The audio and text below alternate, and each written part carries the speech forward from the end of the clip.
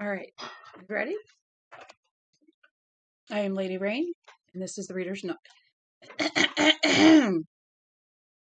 It's fall, and we've gotten snow now, so my allergies are really getting to me.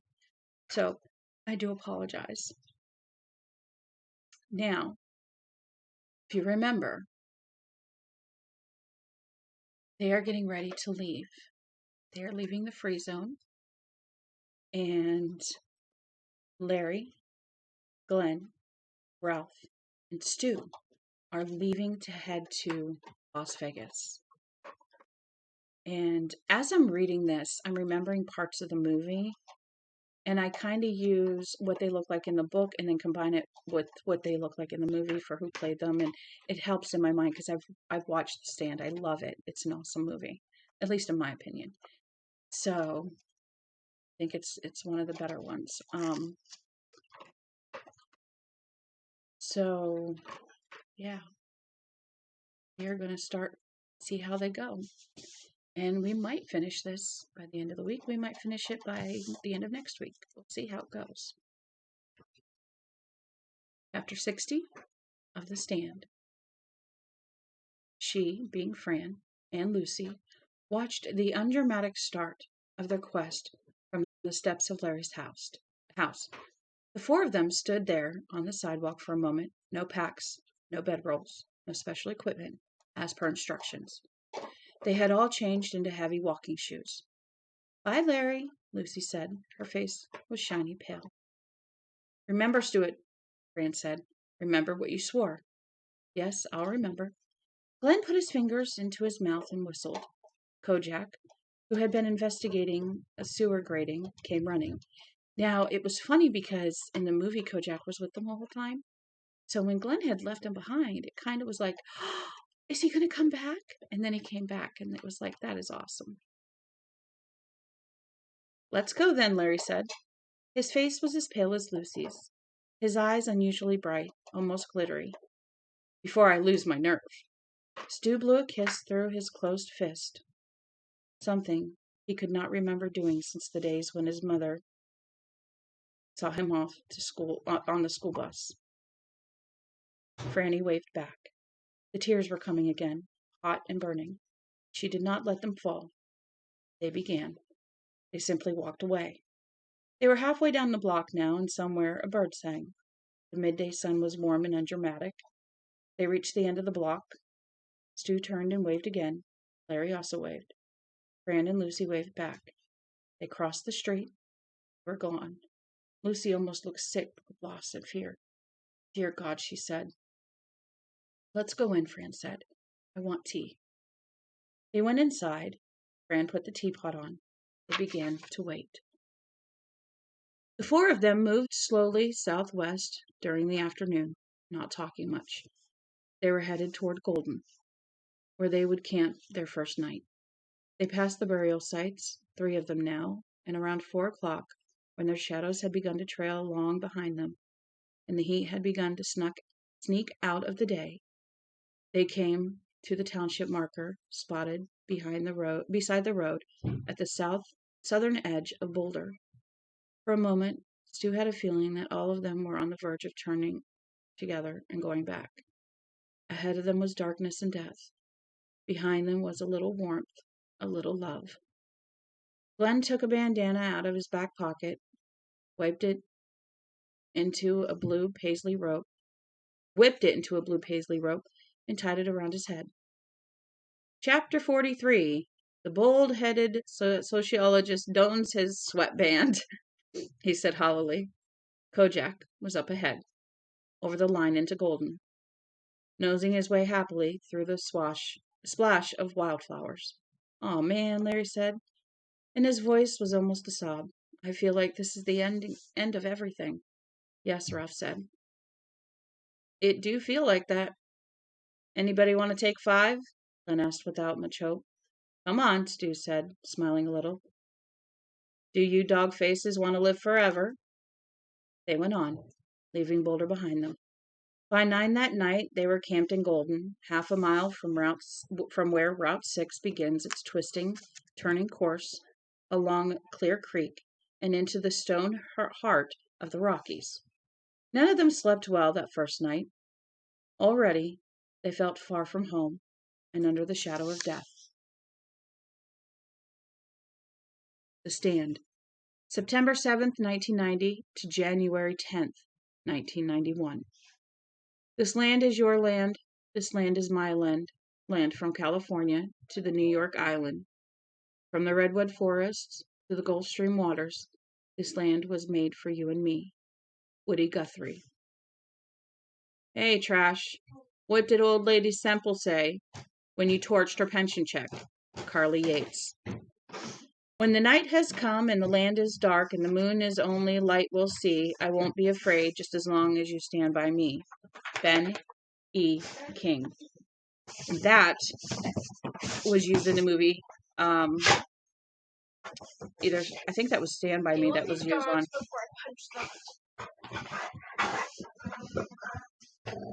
Are you done? Are you done? Put him back outside. If they want to go back outside, put him back outside. What? She's excited. Yeah, you're excited she's down here, but that doesn't mean anything. What? Hi. How are you? Huh? Use them. What about tonight, tomorrow morning?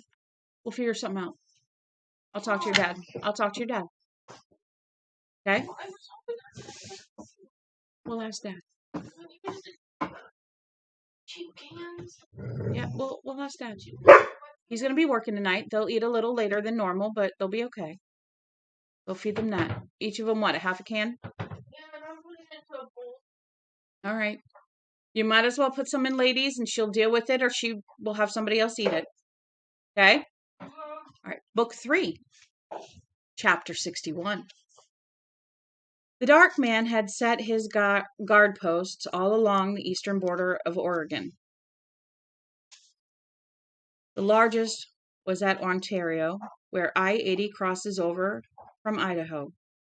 There were 6 men there, quartered in a trailer of the large Peterbilt truck. They had been there for more than a week, playing poker the whole time with 20s and 50s, as useless as monopoly money. One man was almost $60,000 ahead, and another, a man whose working wage in the pre-plague world had been about $10,000 a year, was over 40 grand in the bucket. It had rained almost the whole week, and tempers in the trailer were getting short. They had come out of Portland, and they wanted to get back there. There were women in Portland. Hung from a spike was a powerful 2-way radio broadcasting nothing but static. They were waiting for the radio to broadcast 2 simple words: come home. That would mean that the man they were looking for had been captured somewhere else. The man they were looking for was approximately 70 years old, heavyset, balding.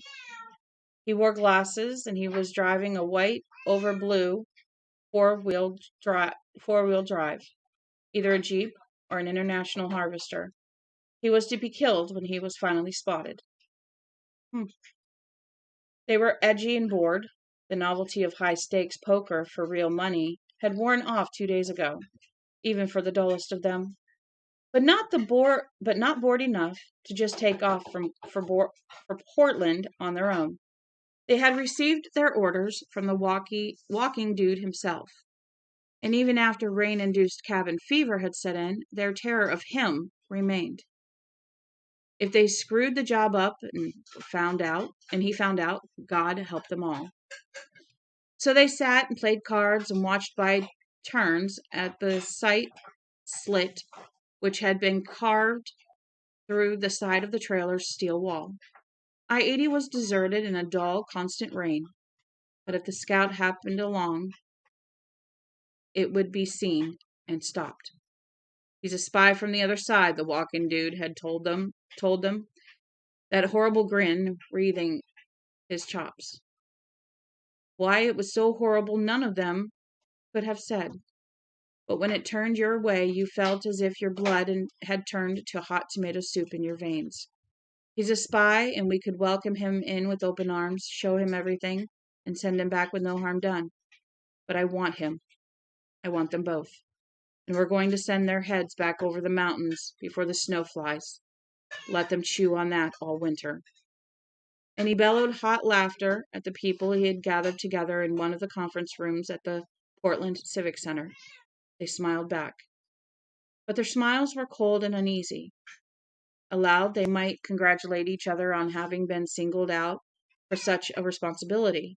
Inside, they wished that those happy, awful, weasel-like eyes had fixed on anyone but them.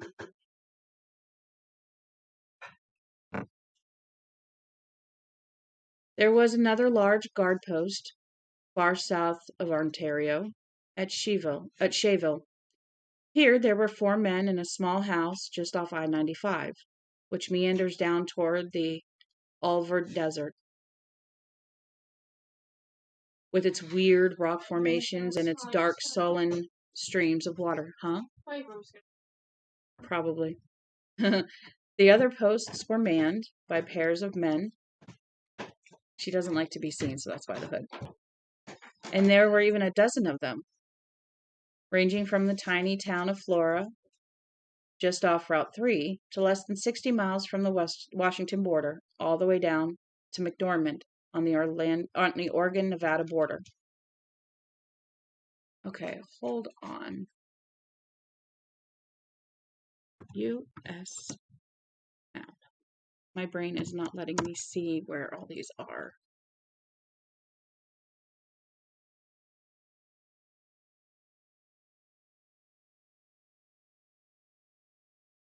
Okay, so they're in Boulder, Colorado, and they're going to Nevada. But they have Oregon and I see. So Oregon, Idaho, and Nevada actually join in the center of Nevada's north. And so if they go up Wyoming and down to Idaho, they'll be caught. If they go to Arizona, New Mexico, and up, I wouldn't go east and go up. That just makes no sense. But yeah, now I understand where they're going. Okay. An old man in a blue and white 4-wheel drive. The instructions to all the sentinels were the same. Kill him, but don't hit him in the head. There was to be no blood or bruise above the Adam's apple. I don't want to send back damaged goods, Randy Flagg told them, and clacked and roared his horrible laughter. The northern border between Oregon and Idaho was marked by the Snake River. If you were to follow the Snake north from Ontario, where the 6 men sat in their Peterbilt playing spit in the ocean for worthless money, you would eventually come to within spitting distance of Copperfield. The Snake takes a kink here that geologists call an oxbow, and near Copperfield the Snake was dammed by the Oxbow Dam. And on the 7th day of September, as Stu Redman and his party trudged up Colorado Highway 6 over 1,000 miles to the east and south, Bobby Terry was sitting inside the Copperfield 5 and Dime, a stack of comic books by his side, wondering what sort of shape the Oxbow Dam was in, and if the sluice gates had been left open or shut. Outside, Oregon Highway 86 ran past the dime store. He and his partner, Dave Roberts, now asleep in the apartment overhead, had discussed the dam at great length. It had been raining for a week. Snake was high. Suppose that old Oxbow Dam decided to let go. Bad news. A rushing wall of water would sweep down to Copperfield, and old Bobby Terry and old Dave Roberts would be washed all the way down to the Pacific Ocean. They had discussed going over to the dam to look for cracks, but finally just hadn't dared. Flags. Oh, well, that's good. It'll work. Flagg's orders had been specific. Stay under cover. Dave had pointed out that Flagg might be anywhere. Move! I don't know what they want. They ate already. He was a great traveler, and stories had already sprung up about the way he could suddenly appear in a small, out-of-the-way burg where there were only a dozen people repairing power lines or collecting weapons from some army depot. He materialized like a ghost. Only this was a grinning black ghost in dusty boots with run-down heels. Sometimes he was alone. Sometimes Lloyd Henrid was with him, behind the wheel of a great big Daimler automobile, black as a hearse and just as long. Sometimes he was walking. One moment he wasn't there, the next moment he was. He could be in LA one day, or so the talk went, and show up in Boise a day later, on foot. But as Dave had also pointed out, not even Flagg could be in 6 different places at the same time. Harley and Phoebe, stop! You're about to go to bed. I don't know what you want, so stop bugging her. But as Dave had also pointed out, not even Flagg could be in 6 different places at the same time. One of them could just scoot over to that dam, have a look, and scoot back. The odds in their favor were 1,000 to 1. Good, you do it, Bobby Terry told him. You have my permission. But Dave had declined the invitation with an uneasy grin, because Flagg had a way of knowing things. Even if he didn't turn up on the dime, there were some who said he had an unnatural power over the predators of the animal kingdom. A woman named Rose Kingman claimed to have seen him snap his fingers at a number of crows sitting on a telephone wire, and the crows fluttered down onto his shoulders. This Rose Kingman said, and she further testified, that they had croaked "Flag, flag, flag" over and over. That was just ridiculous, and he knew it. Morons might believe it, but Bobby Terry's mother, Dolores, had never raised any morons. He knew the way stories got around, growing between the mouth that spoke and the ear that listened, and how happy the dark man would be to encourage stories like that. But the stories still gave him an atavistic little shiver, as though at the core of each there was a nugget of truth. Some said he could call the wolves or send his spirit into the body of a cat. There was a man in Portland who said he carried a weasel or a fisher or something less nameable than either in that ratty old Boy Scout pack he wore when he was walking. Stupid stuff, all of it, but just suppose he could talk to animals, like a satanic Dr. Doolittle.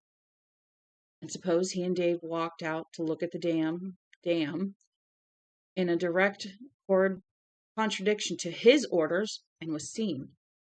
The penalty for disobedience was crucifixion. Bobby Terry guessed that the old dam wouldn't break anyway.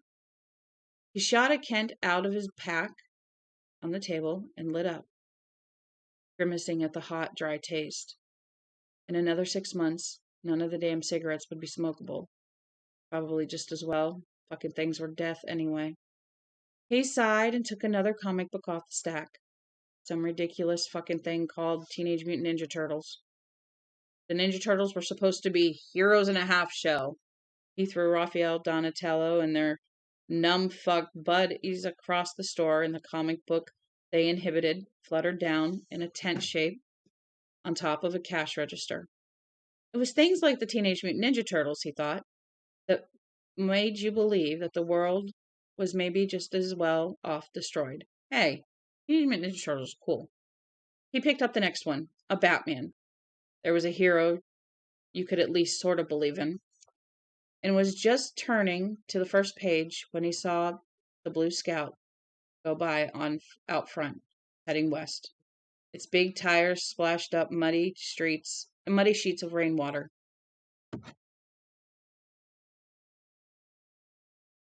Bobby Terry stared with his mouth ajar at the place where it had passed. He couldn't believe that the vehicle they were looking for had just passed his post. To tell the truth, way down deep, he had suspected this whole thing was nothing but a make-work shit detail. He rushed to the front door and jerked it open. He ran out to the sidewalk, still holding the Batman comic book in one hand. Maybe the thing had been nothing but a hallucination, thinking that Flagg could get anyone hallucinating. But it wasn't. He caught a glimpse of the Scout's roof as it went down over the next hill and out of town. Then he was running back through the deserted Five and Dime, bawling for Dave at the top of his lungs. The judge, held on to the steering wheel grimly, trying to pretend there was no such thing as arthritis. And if there was, he didn't have it. And if he did have it, it never bothered him in damp weather. He didn't try to take it any further because the rain was a fact, a pure fact, a pure defect, as his father would have said. And there was no hope but Mount Hope. He was getting too far with the rest of the fantasy. He wasn't getting too far with the rest of the fantasy either. He had been running through rain for the last 3 days. It sometimes backed off to a drizzle, but mostly it had nothing more or less than a good old solid downpour. And that was also a pure defect. The roads were on the point of washing out in some places. By next spring, a lot of them were going to be flat and passable. He had thanked God for the Scout many times on this little expedition.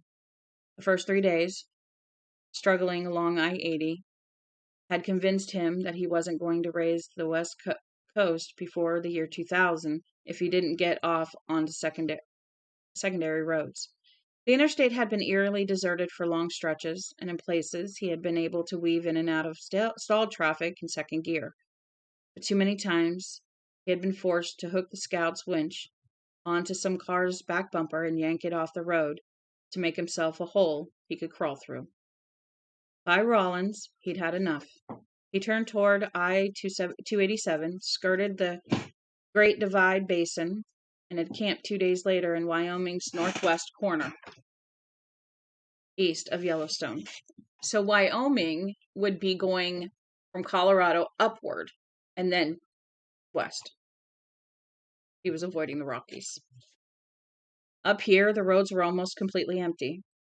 Crossing Wyoming and eastern Idaho had been a frightening, dreamlike experience. He would not have thought that the feeling of death could have set so heavily on such an empty land, nor on his soul. But it was there, a malign stillness under all that big western sky, where once the deer and the Winnebagos had roamed. It was there in the telephone poles that had fallen over and not been repaired. It was there in the cold, waiting stillness of the small towns he drove his Scout through: Lamont, Muddy Gap, Jeffrey City, Lander, Crowheart. His loneliness grew with his realization of the emptiness, with his internalization of the death feeling. He grew more and more certain that he was never going to see the Boulder Free Zone again, or the people who lived there, Franny, Lucy, the Lauder boy, Nick Andros. He began to think he knew how Cain must have felt when God exiled him to the land of Nod. Only that land had been to the east of Eden. The judge was now in the west. He felt it most strongly crossing the border between Wyoming and Idaho. He came into Idaho through the Targhee Pass and stopped by the roadside for a light lunch. Hey, Belle, would you be willing to go get the heater? When you get a chance, please get it, okay? Thank you. There was no sound but the sullen boil of high water in a nearby creek, and an odd grinding sound that reminded him of dirt in a door hinge. Overhead, the blue sky was beginning to silt up with mackerel scales. Wet weather coming and arthritis coming with it.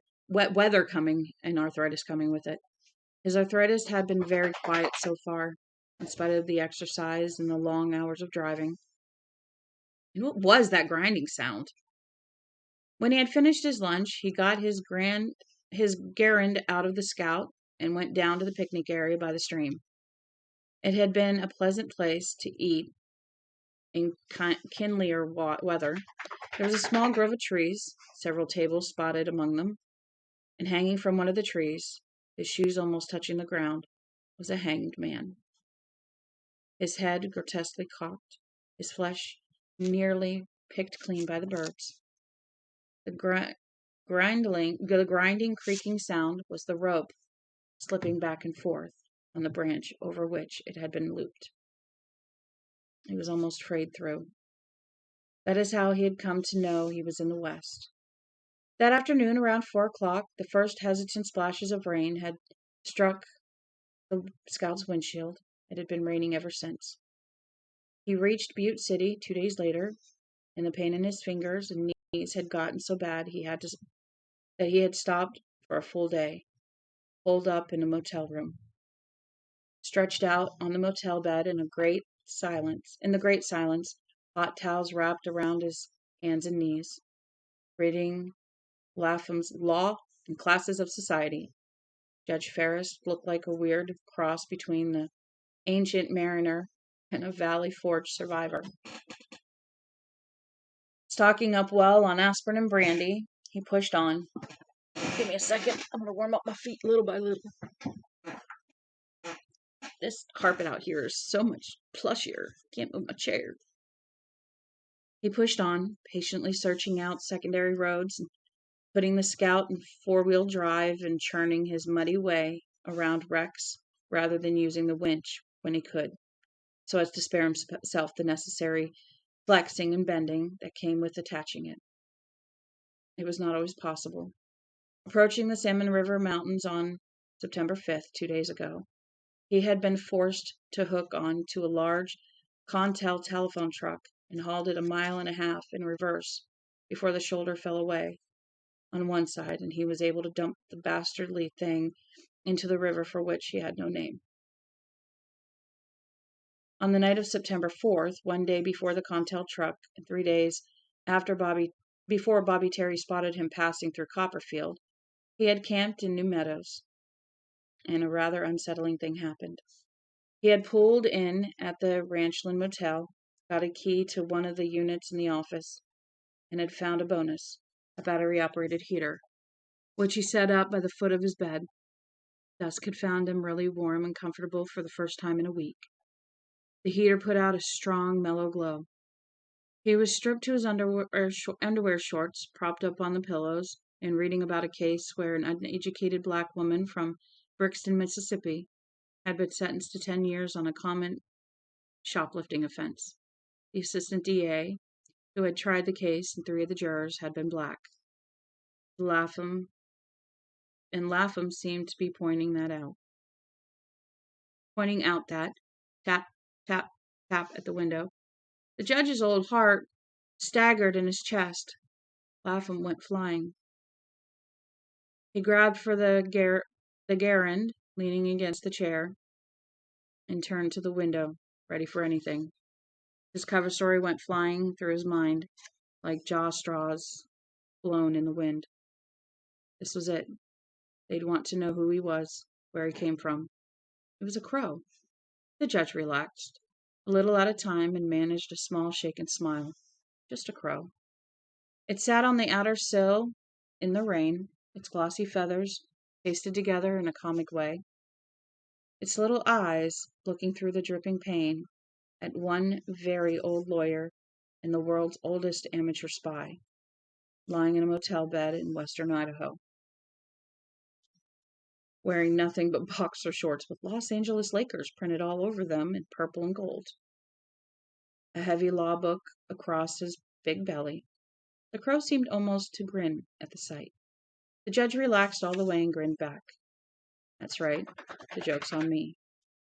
But after 2 weeks of pushing on alone through the empty country, he felt he had the right to be a little jumpy.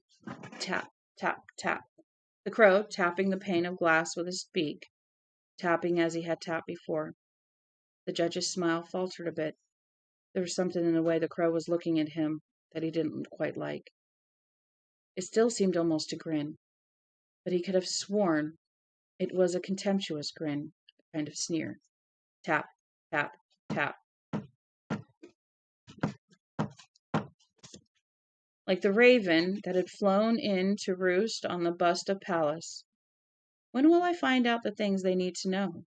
Back in the free zone that seemed so far away? Nevermore. Will I get any idea what chinks there might be in the dark man's armor? Nevermore. Will I get back safe? Nevermore. Tap, tap, tap. The crow looking at him, seeming to grin. and it came to him with a dreamy, tentacle-shivering certainty that this was the dark man, his soul, his Ka, somehow projected into this rain-drenched, grinning crow that was looking at him, checking up on him. He stared at it, fascinating. The crow's eyes seemed to grow larger. They were rimmed with red, he noticed, a darkly rich ruby color. Rainwater dripped and ran, dripped and ran. The crow leaned forward and very deliberately tapped on the glass. The judge thought, "It thinks it's hypnotizing me, and maybe it is, a little. But maybe I'm too old for such things, and suppose, it's silly, of course, but suppose it is him, and suppose I could bring that rifle up to one quick snap motion. In one quick snap motion. It's been 4 years since I shot any skeet. But I was a club champion back in 76 and again in 79 and still good in 86. Not great. No ribbon that year, so I gave it up. My pride was in better shape than my eyesight by then. And I was still good enough to place 5th in the field of 22. And that window's a lot closer than skeet shooting distance. It was him. Could I kill him? Trap his Ka, if there is such a thing, inside that dying crow body? Would it be so unfitting if an old geezer could end the whole thing by the undramatic murder of a blackbird in western Idaho? The crow grinned at him. He was now quite sure it was grinning. With a sudden lunge, the judge sat up, bringing the garand up to his shoulder in a quick, sure motion. He did it better than he ever would have dreamed. A kind of terror seemed to seize the crow. Its rain-drenched wings fluttered, spraying drops of water. Its eyes seemed to widen in fear. The judge heard it utter a strangled caw, and he felt a moment's triumphant certainty. It was the black man, and he had misjudged the judge, and the price for it would be his miserable life. "Eat this," the judge thundered, and squeezed the trigger. But the trigger would not depress, because he had left the safety on. A moment later, the window was empty except for the rain. The judge lowered the garand to his lap, feeling dull and stupid. He told himself it was just a crow after all, a moment's diversion to liven up the evening. But if he had blown out the window and let the rain in, he would have had to go to the botheration of changing rooms. Lucky, really. But he slept poorly that night, and several times he started awake and stared toward the window, convinced that he had heard the ghastly tapping sounds there. And if the crow happened to land there again, it wouldn't get away. He let the safety catch off the rifle. The crow didn't come back. The next morning he had driven west again, his arthritis no worse, but certainly no better. And at just past 11, he had stopped at a small cafe for lunch. And as he finished his sandwich and thermos of coffee, he had seen a large black crow flutter down and land on a telephone wire, half a block up the street. The judge watched it, fascinated. The red thermos cup stopped dead halfway between the table and his mouth. It wasn't the same crow, of course not. There must be millions of crows by now, all of them plump and sassy. It was a crow's world now, but all the same, he felt that it was the same crow, and he felt a presentiment of doom, a creeping resignation that it was all over. He was no longer hungry. He pushed on. Some days later, at 12:15 in the afternoon, now in Oregon, and passing west on Highway 86, he drove through the town of Copperfield, not even glancing toward the Five and Dime where Bobby Terry watched him go by, slack-jawed with amazement. The garand was beside him on the seat, safety still off, a box of ammo beside it. The judge had decided to shoot any crow he might see, just on general principles. "Faster! Can't you move this fucking thing any faster?" "Get off my ass, Bobby Terry! Just because you were asleep at the switch with no reason to get on my butt."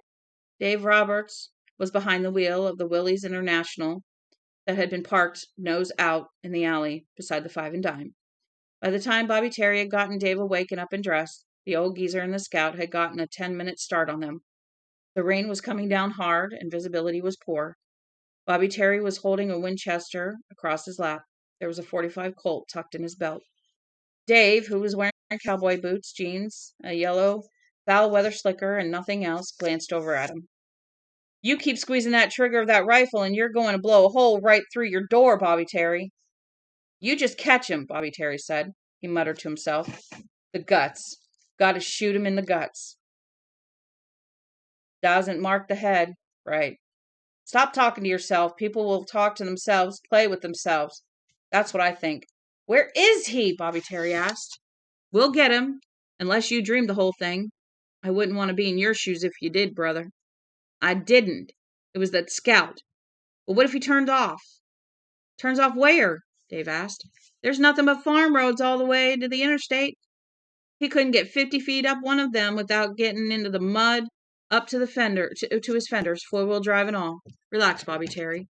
Bobby Terry said miserably. "I can't. I keep wondering how it'd feel to get hung up dry on some telephone pole out in the desert." "Can that? And look at there. See him? He's sniffing up his ass now. We're sniffing up his ass now, by God." Ahead of them was a months-old head-on collision between a Chevy and a big black Buick. They lay in the rain, blocking the road from one side to the other like a rusted bones of unburied mastodons. To the right, deep, fresh tire tracks were printed in the shoulder. "That's him," Dave said. "Those tracks ain't 5 minutes old." He swung the Willies out and around the smash-up, and they bounced wildly along the shoulder. Dave swung back onto the road where the judge had before them, and they both saw the muddy, herringbone pattern of the Scout's tires on the asphalt. At the top of the next hill, they saw the Scout just disappearing over the knoll, some 2 miles distant. "Howdy doody," Dave Roberts said. Go for broke." He floored the accelerator, and the Willies crept up to 60. The windshield was a slivery blur of rain that the wipers could not hope to keep up with. At the top of the knoll, they saw the Scout again closer.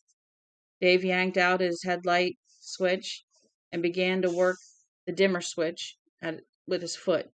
After a few moments, the Scout's tail lights flashed on. "All right," Dave said. "We act friendly. Get him to step out. Don't you go off half-cocked, Bobby Terry. If we do this right, we're going to have a couple of suites in the MGM Grand in Vegas. Fuck it up, and we're going to get our assholes quartered out. So don't you fuck up. Get him to step out."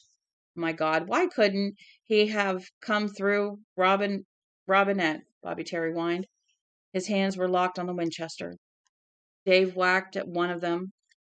"You don't carry that rifle out either. But shut up. Get the smile on, goddamn you." Bobby Terry began to grin. It was like watching a mechanical funhouse clown grin. "You no good," Dave snarled. "I'll do it. Stay in the goddamn car." They had pulled even with the Scout, which was idling with 2 wheels on the pavement and 2 on the soft shoulder. Smiling, Dave got out. His hands were in his pockets of his yellow slicker. In the left-hand pocket was a .38 police special. The judge climbed carefully down from the Scout. He was also wearing a yellow rain slicker. He walked carefully, bearing himself the way a man might bear a fragile vase. The arthritis was loose in him, like a pack of tigers. He carried the Garand rifle in his left hand. "Hey, you won't shoot me with that, will you?" the man from the Willies said, with a friendly grin. "I guess not," the judge said. They spoke over the steady hiss of the rain. "You must have been back in Copperfield." "So we were. I'm Dave Roberts." He stuck out his hand. "Ferris is my name," the judge said, and put out his own right hand. He glanced up toward the passenger window of the Willies and saw Bobby Terry leaning out, holding his .45 in both hands. Rain was dripping off the barrel. His face, dead pale, was still frozen in that maniacal funhouse grin. "Oh, bastard," the judge murmured, and pulled his hand out of the Roberts' slippery grip, just as Roberts pulled his hand out of Roberts' slippery grin, just as Roberts fired through the pocket of his slicker.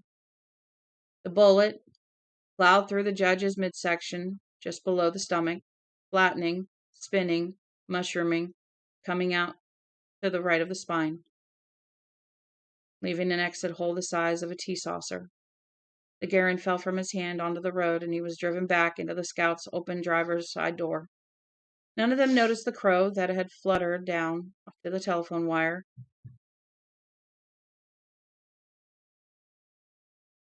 on the far side of the road. Oh, slippery rain grip. Okay. So Judge had his hand in Robert and Dave's hand, and he pulled it out as he fired. Okay. Dave Roberts took a step forward to finish the job, and as he did, Bobby Terry fired from the passenger window of the Willys. His bullet took Roberts in the throat, tearing most of it away. A fury of blood cascaded down the front of Robert's slicker and mixed with the rain. He turned toward Bobby Terry, his jaw working in soundless, dying amazement, his eyes bulging. He took 2 shuffling steps forward, and then the amazement went out of his face. Everything went out of it. He fell dead. Rain plinked and drummed on the back of the slicker. Aw, shit, look at this, Bobby Terry cried in utter dismay. The judge thought, my arthritis is gone. If I could live, I could stun the medical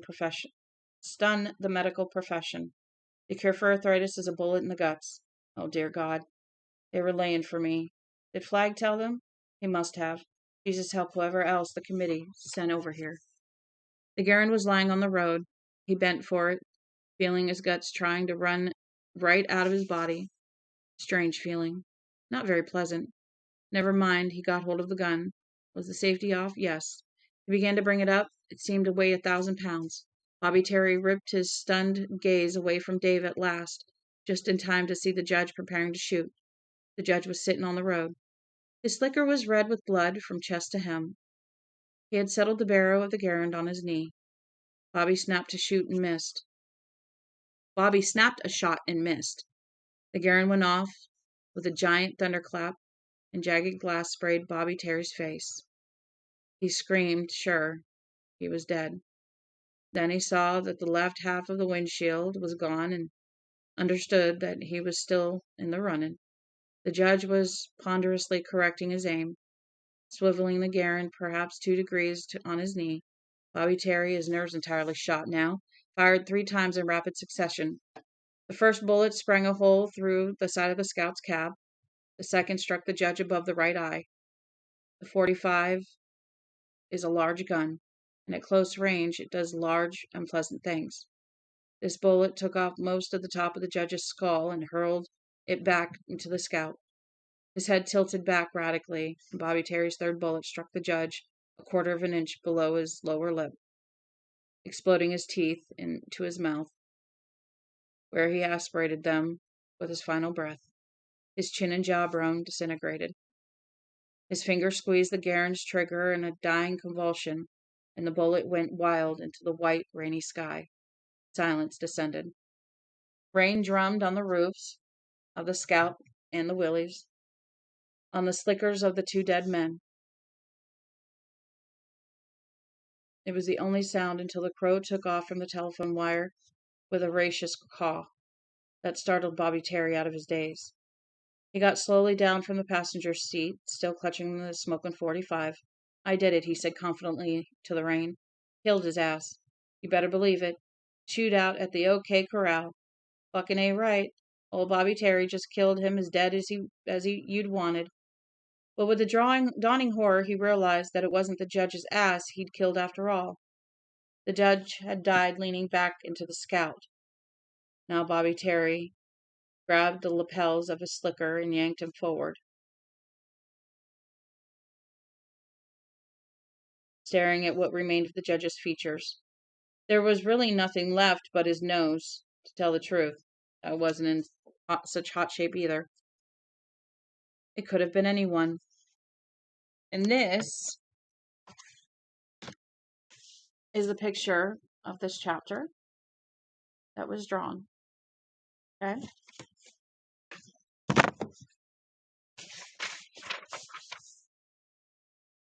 And in the dream of terror, Bobby Terry again heard Flagg saying, I want to send him back undamaged.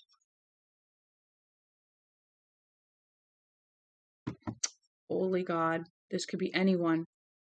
It was as if he had set out to deliberately do just the opposite of what the walking dude had ordered. 2 direct hits in the face. Even the teeth were gone. Brain drumming. It was over here. That was all. He didn't dare go east, and didn't dare stay in the west. He would either wind up riding a telephone pole bareback or something worse. Were there worse things? With a grinning freak in charge, that grinning freak in charge, Bobby Terry had no doubt there were. So what was the answer? Running his hands through his hair, still looking down at the ruined face of the judge, he tried to think. South. That was the answer. South. No border guards anymore. South to Mexico. And if that wasn't far enough, get on down to Guatemala, Panama, maybe fucking Brazil. Opt out of the whole mess.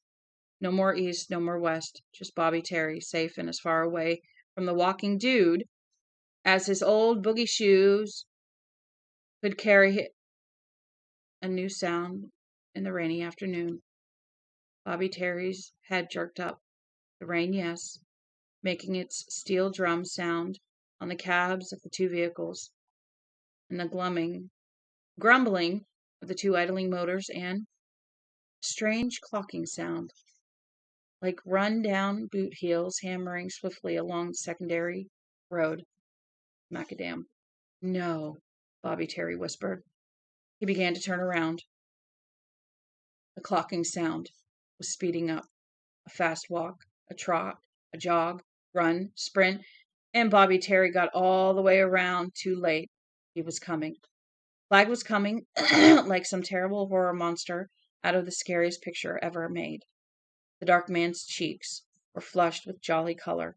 His eyes were twinkling with happy good fellowship, and a great, hungry, voracious grin stretched his lips over huge, huge tombstone teeth, shark teeth, and his hands were held out in front of him, and there was a shiny black crow feathers fluttering from his hair. No, Bobby Terry tried to say, but nothing came out. Hey, Bobby Terry, you screwed up! You screwed it up, the dark man bellowed, and fell upon the hapless Bobby Terry. There were worse things than crucifixion. There were teeth. Chapter 62.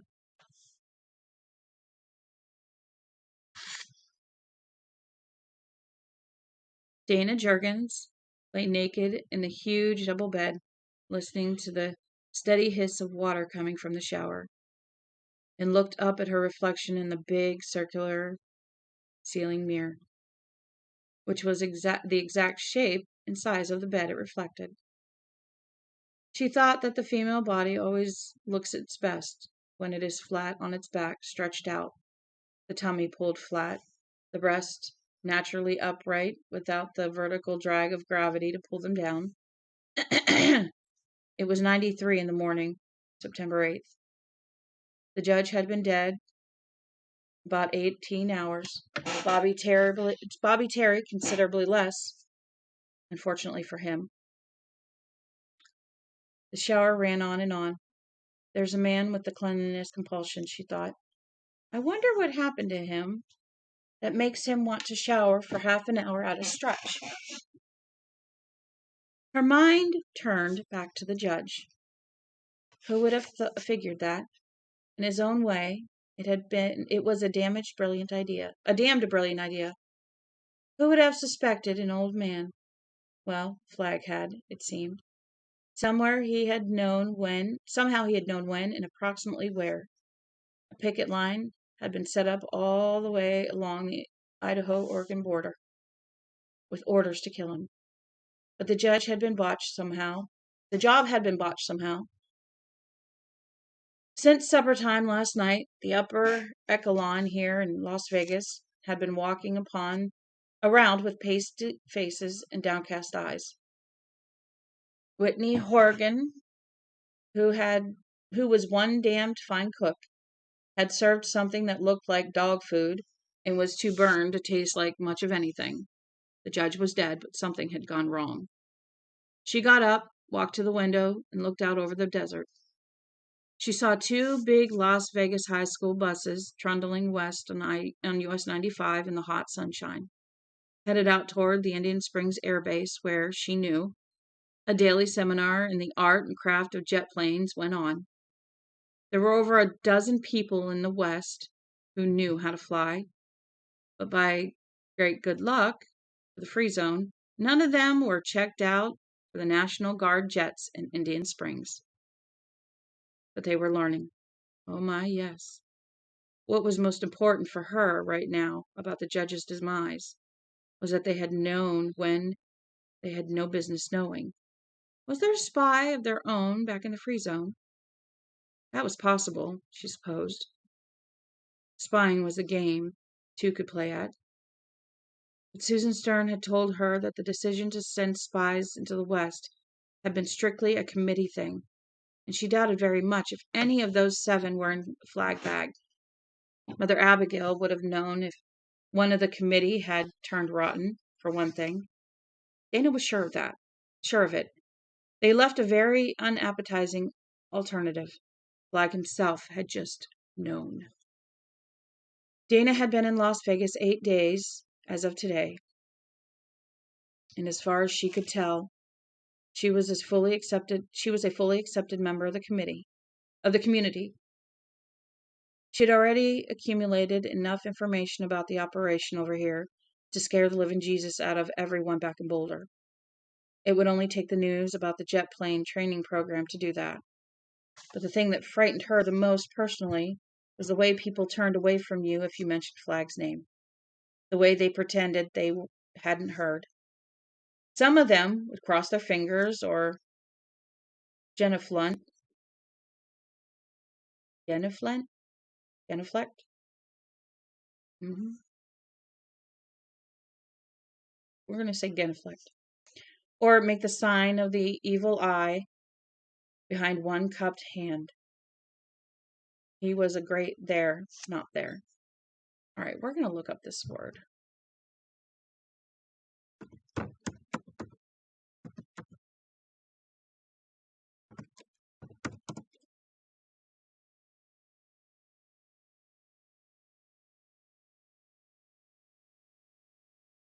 Oh, genuflect. And it's lowering one's body briefly by bending one knee to the ground, typically in worship or as a sign of respect. Okay, now we know what that means. Yeah.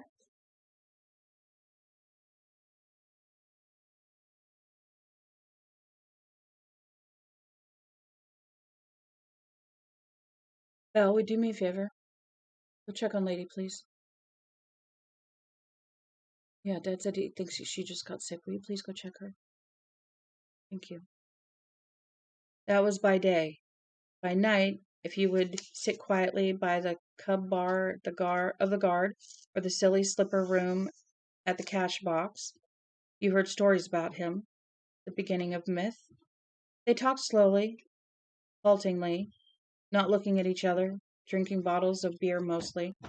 If you drank something stronger, you might lose control of your mouth, and that was dangerous. She knew that not all of what they said was the truth, but it was already impossible to separate the gilt embroidery from the whole cloth. She had heard he was a shape changer, a werewolf, that he had started the plague himself, that he was the Antichrist whose coming was foretold in Revelation. She heard about the crucifixion of Hector Drogon, how he had just known Heck was freebasing, the way he had just known that the judge was on the way, apparently. And he was never referred to as Flagg. Oh, okay. Can you grab that heater? Might as well. I didn't know she had a hairball. That's good. At least it's just that. Referred to as Flagg in these nightly discussions. It was as if they believed that to call him by name was to summon him like a djinn from a bottle. They called him the Dark Man, the Walking Dude, the Tall Man, and Ratty Irwins called him Old Creepy Judas. If he had known about the judge, didn't it stand to reason that he knew about her? The shower turned off. Keep it together, sweetie. He encourages the mumbo jumbo. It makes him look taller. It could be that he does have a spy in the free zone. It wouldn't necessarily have to be someone on the committee, just someone who had told him. Yep, Lego. Got it. Perfect. Thank you. Whee! All right. I am putting this at my feet to warm my body up. I'm cold. So, I'm going to warm up. Do do do do do do do do do do do do do. Much better.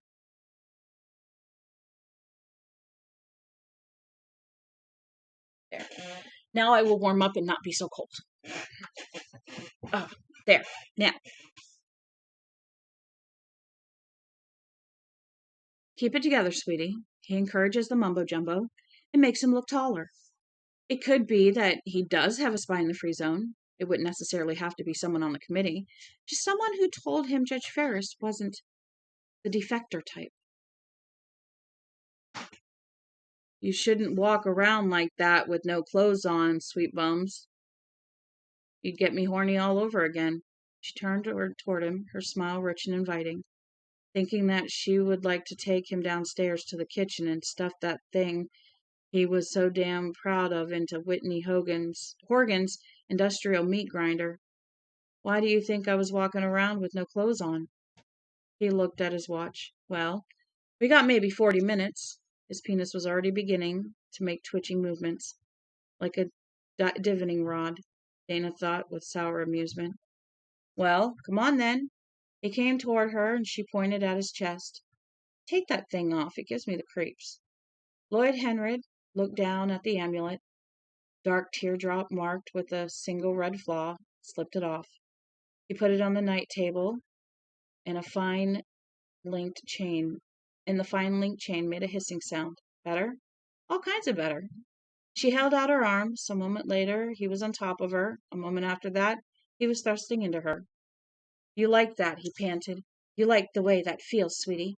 God, I love it, she moaned, thinking of the meat grinder, all white enamel and gleaming steel.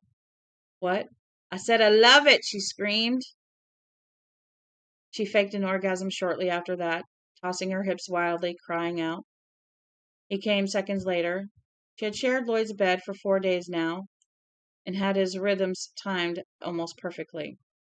And as she felt his semen beginning to run down her thigh, she happened to glance over at the night table. Black stone, red flaw, seemed to be staring at her.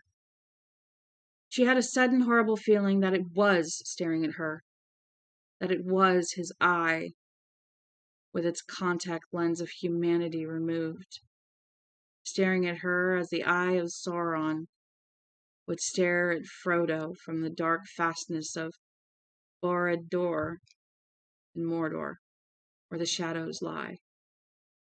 It sees me, she thought, with hapless horror, in that defenseless moment before rationality reasserted itself. More, sees through me. Afterward, as she hoped, Lloyd talked. That was the part of his rhythm, too. He would put an arm around her bare shoulders, smoke a cigarette, look up at their reflections in the mirror over the bed, and tell her what was going on. Glad I wasn't that Bobby Terry, he said. No, sir, no way. The main man wanted the old fart's head without so much as a bruise on it. Wanted to send it back over the Rockies, and look what happened. That numbnuts put 245 slugs into his face. At close range. I guess he deserved what he got, but I'm glad I wasn't there. What happened to him? Sugar bums, don't ask. Well, how did he know, the big guy? He was there. She felt a chill. Just happened to be there?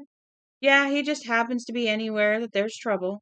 Jesus Christ, when I think what he did to Eric Strellerton, the smart-ass lawyer me and Trashy went to L.A. with. What did he do? For a long time, she didn't think he was going to answer. Usually, she could gently push him in the direction she wanted him to go by asking a series of soft, respectful questions, making him feel as if he was, in the never to be forgotten words of her kid sister, king shit of Turd Mountain. But this time, she had a feeling she had pushed too far until Lloyd said in a funny, squeezed voice, he just looked at him. Eric was laying down all this funky shit about how he wanted to see the Las Vegas operation run. He should do this, we should do that, we should do this, we should do that. Poor old Trash. He ain't all the way together himself, Was just staring at him like he was a TV actor or something. Eric's pacing back and forth like he's addressing a jury, and like it was already proved he was going to get his own way. And he says, real soft, Eric, like that. And Eric looked at him. I didn't see nothing, but Eric just looked at him for a long time, maybe 5 minutes. His eyes just got bigger and bigger, and then he started to drool, and then he started to giggle, and he giggled right along with Eric, and that scared me. When Flagg laughs, you get scared.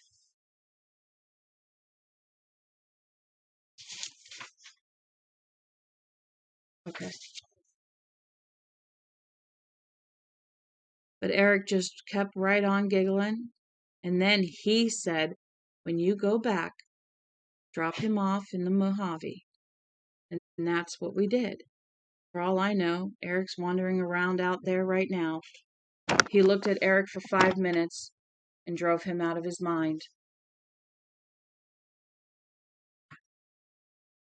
Come here, I'm going to put you the other way.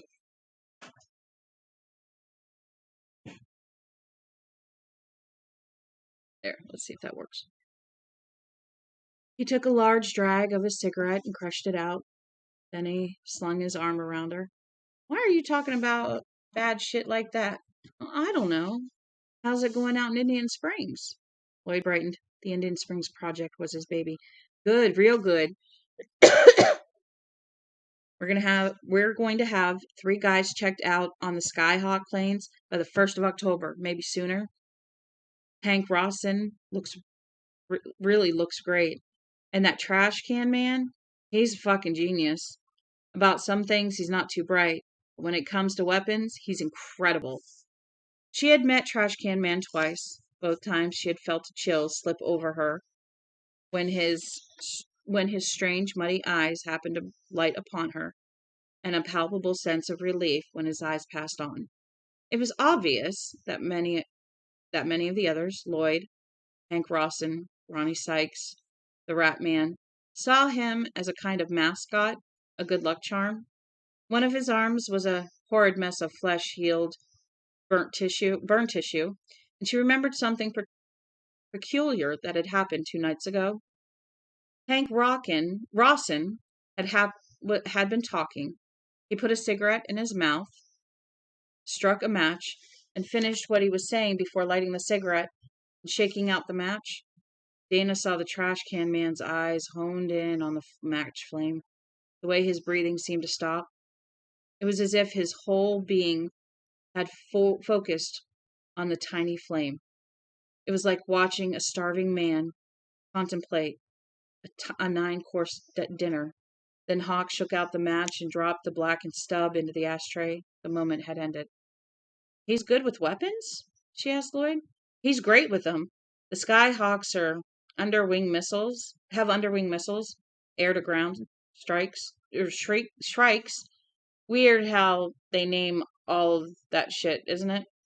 No one could figure out how the goddamn things went on the planes. No one could figure out how to arm them or safely control them. Christ, it took us most of the day to figure out how to get them off the storage racks. So Hank says, we better get Trashy out here when he gets back and see if he can figure it out. When he gets back? Yeah, he's a funny dude. He's been in Vegas almost a week now, but he'll be taking off again pretty quick. Where does he go? Into the desert. He takes a Land Rover and just goes.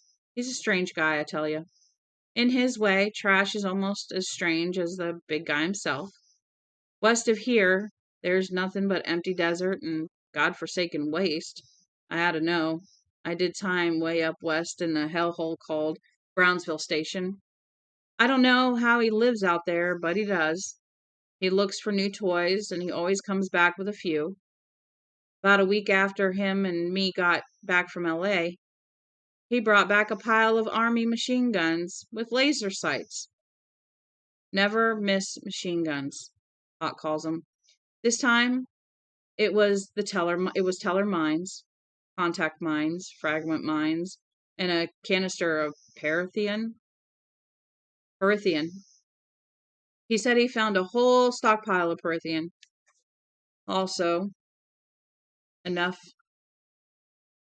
defoliant to turn the whole state of Colorado bald as an egg. Where does he find it? Everywhere, Lloyd said simply. He sniffs it out, sweet buns. It isn't really so strange. Most of West Nevada and Eastern California was owned by the good old USA. It's where they test their toys, all the way up to A-bombs. He'll be dragging one of those back someday. He laughed. Dana felt cold, terribly cold. The superflu started somewhere out there. I'd lay money on it. Maybe Trash will find it. I tell you. He just sniffs that stuff out. He just sniffed that stuff out. The big guy says just give him his head and just give him his head and let him run. And so that's what he does. You know what his favorite toy is right now? No, Dana said. She wasn't sure she wanted to know, but what else had she come over here? Why else had she come over here? Flame tracks. What? Flame tracks? What are flame trucks? Not trucks, tracks. He's got 5 of them out in Indian Springs, lined up like Formula One race cars. Lloyd laughed. They use them in the Nam. The grunts called them Zippos. They're full of napalm. Trash loves them. Nieto, she muttered. Or Nito, she muttered. Anyway, when Trash came back this time, we took him out to the springs. He hummed and muttered around those shrikes and got them armed and mounted in about 6 hours. Can you believe that? They train Air Force technicians about 90 years to do that, to do stuff like that. But they're not Trash, you see. He's a fucking genius. Idiot savant, you mean? I bet I know how he got those burns, too. Lloyd looked at his watch and sat up. Speaking of Indian Springs, I gotta get out there. Just got time for another shower. You want to join me?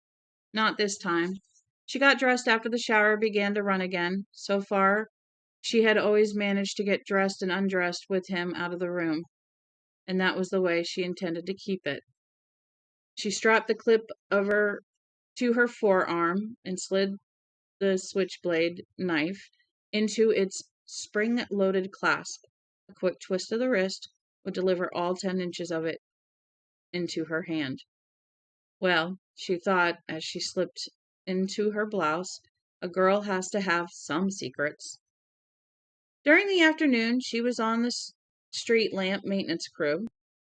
What the job amounted to was testing the bulbs with a simple gadget and replacing them if they had burned out, and if they had been broken by vandals when Las Vegas had been in the grip of the superflu. There were 4 of them on the job, and they were a cherry picker truck. They had a cherry picker truck that trundled around from post to post and street to street. Why didn't they do that at night?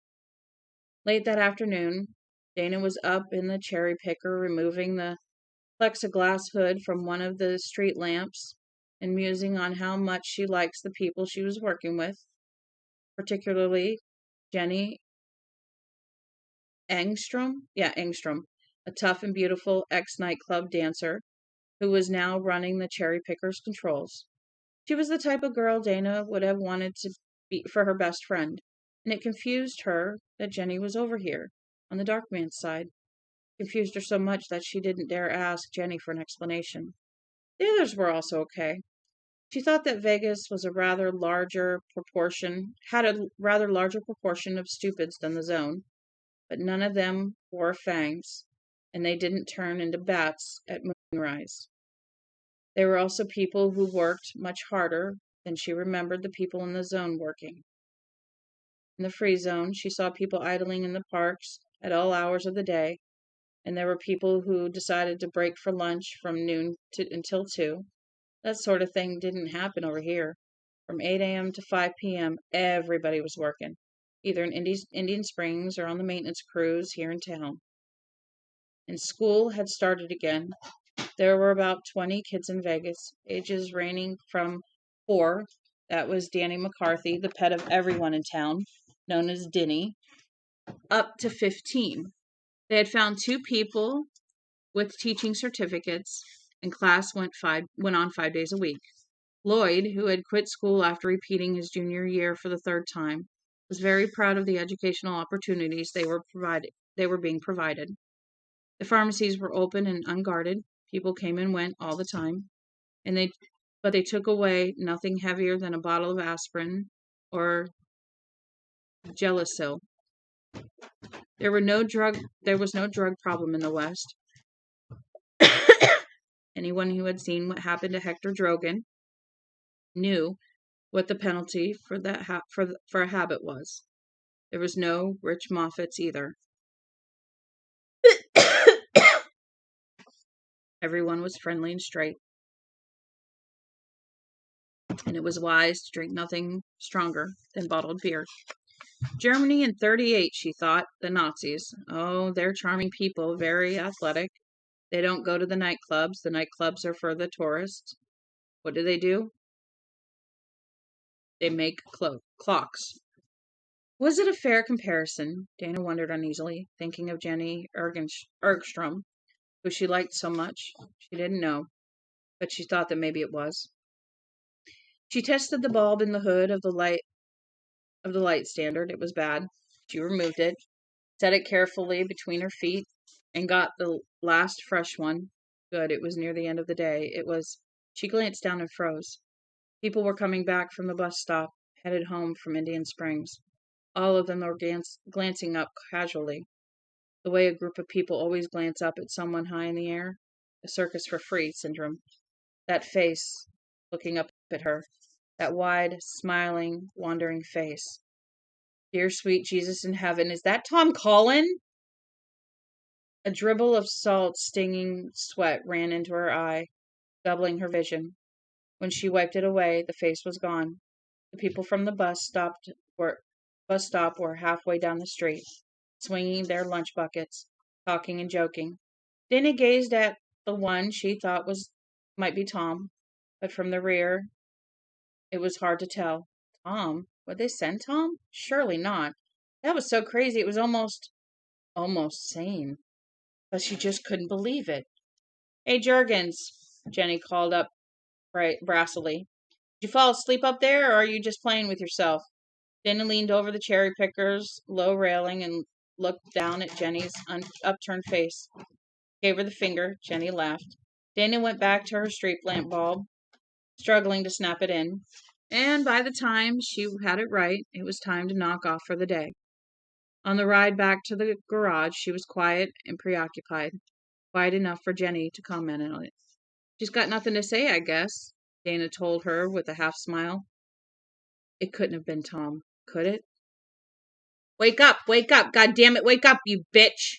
She was coming out of murky sleep when a foot caught her in the small of the back, knocking her out of the big brown bed and onto the floor. She came awake at once, blinking and confused.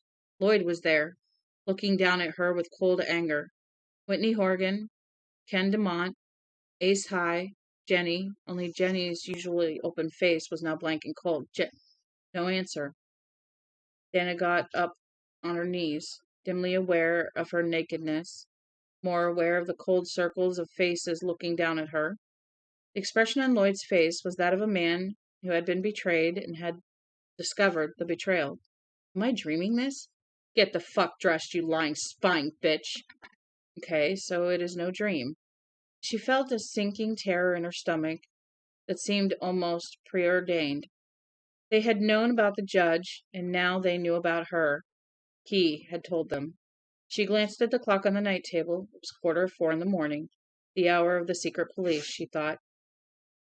Where is he? She asked. Around, Lloyd said grimly. His face was pale and shiny. His amulet lay in the open V of his shirt. You'll wish he wasn't before long. Lloyd, what? I gave you the BD, Lloyd. I hope it rots off. He kicked her just below the breastbone, knocking her on her back. I hope it rots off, Lloyd. Shut up and get dressed. Get out of here. I don't dress in front of any man. Lloyd kicked her again, this time in the bicep of her right arm. The pain was tremendous, and her mouth drew down in a quivering bow, but she didn't cry out. You are in hot water, Lloyd, sleeping with Matahari. She grinned at him, with tears of pain standing in her eyes. Come on, Lloyd, Whitney Hogan said. He saw murder in Lloyd's eyes, and now stepped forward quickly and put a hand on Lloyd's arm. We'll go in the living room. Jenny can watch her get dressed. And what if she decides to jump out the window? She won't get the chance, Jenny said. Her broad face was dead blank. For the first time, Dana noticed she was wearing a pistol on her hip. She can't anyway, Asai said. The windows up here are just for show. Didn't you know that? Sometimes big losers at the tables get wanting to take a high dive, but that would be bad publicity for the hotel, so they don't open. His eyes fell on Dana, and they held a touch of compassion. Now you, babe, you're a real big loser. Come on, Lloyd, Whitney said again. You're going to do something you'll be sorry for later. Kick her in the head or something, if you don't get out of here. Okay, they went to the door together, and Lloyd looked back over his shoulder.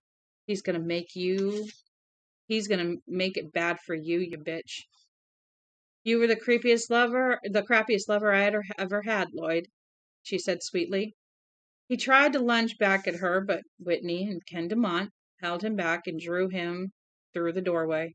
The double doors closed with a low snicking sound. Get dressed, Dana, Jenny said. Dana stood up, still rubbing the purplish bruise on her arm. You people like that, she asked. Is that where you're at? People like Lloyd Henrid? You were the one sleeping with him, not me. Her face showed an emotion for the first time, angry reproach. You think it's nice to come over here and spy on folks? You deserve everything you're going to get. Sister, you're going to get a lot.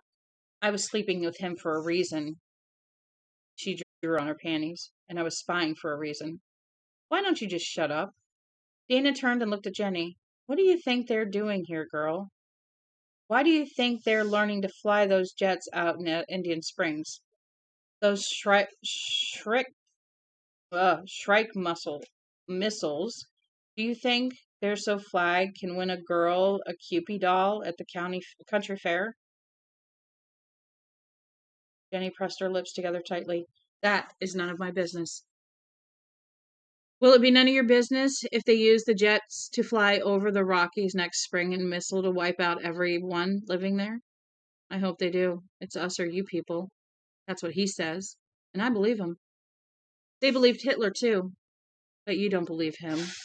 You're just scared gutless of him. Get dressed, Dana. Dana pulled on her slacks, buttoned them, zipped them.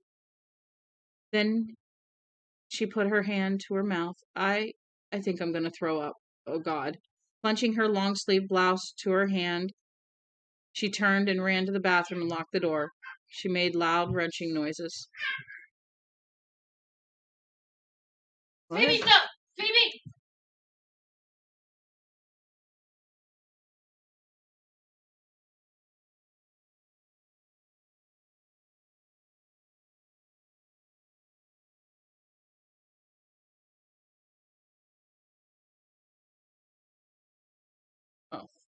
Oh, shit, I gotta go to the bank today. Open the door, Dana. Open it, or I'll shoot the lock off of it. Sick! She made another loud, wrenching noise. Standing on tiptoes, she felt along the top of the medicine cabinet, thanking God she'd left the knife in its spring clip up here. Praying for another 20 seconds, she had the clip. She strapped it on. Now there were other voices in the bedroom. With her left hand, she turned on the water basin. Just a minute, I'm sick, damn it. But they weren't going to give her a minute. Someone dealt the bathroom door a kick, and it shuddered in its frame. Dana clicked the knife home. It lay along her forearm like a deadly arrow, moving with desperate speed. She yanked the blouse up and buttoned the sleeves, splashed water on her mouth, flushed the toilet. Another kick dealt to the door. Dana twisted the knob, and they burst in. Lloyd looked wild-eyed. Jenny, standing behind Ken DeMont and ace high, her pistol drawn. "I puked," Dana said coldly. "Too bad you couldn't watch it, huh?" Lloyd grabbed her by the shoulder and threw her out into the bedroom. "I had to break your neck, you cunt." "Remember your master's voice." She buttoned the front of her blouse, sweeping them with her flashing eyes. "He's your dog god. Isn't that right? Kiss his ass, and you belong to him." "You better just shut up," Whitney said gruffly. "You're only making it worse for yourself."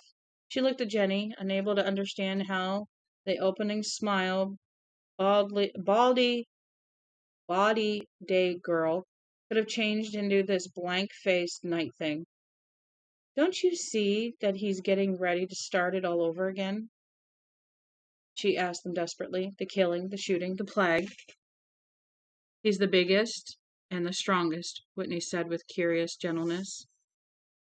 "He's going to wipe you people off the face of the earth." "No more talk," Lloyd said. "Let's go."